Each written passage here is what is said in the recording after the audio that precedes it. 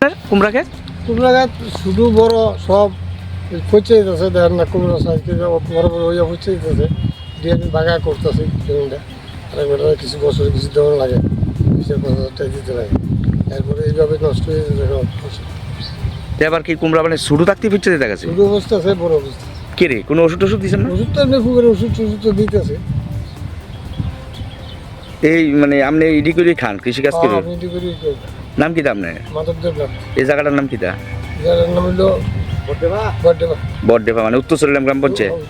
এই কুমড়াটিও কি মানে এই বড়টিও পচে গেছে গা? এই দেন না, সব পচে যেতে গেছে। পচে গেছে।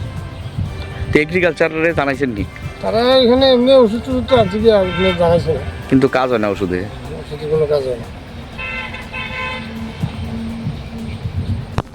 এডিও পচে গেছে না সব? বুঝছে গেছে কেমন করে গাছের ভিতরে পচে যেতে গেছে সব? কি দুশো বসে এটা কইতারি এটা কইতাম আমরা কম করে এরকম 40-50 হাজার টাকা চলেছি। আর এবার সব পচে যেতে গেছে। এবার সব হচ্ছে দিতেছে আর ধরুই না মাল ওই ধরে না ওই দেখেন না বেহা বুহা হইয়া সব শেষ এমন অবস্থা। কি একটা যে ওইটাছে এটা কোনো বুঝি এই করছে টেড়া উত্তর সার দিছে লেবার দিয়া, হ্যাঁ এই লেবারের টেড়া উত্তর। কত টাকা খরচ হয়েছে অনুমান? আরে বাপরে বাপ, মনে হয় সাড়ে গোবরে 20,000 টাকা হয়েছে। 20,000 টাকা? হ্যাঁ মানে কদ্দুর টাকাতে করছেন না? একটা নি 3 ঘন্টা আছে।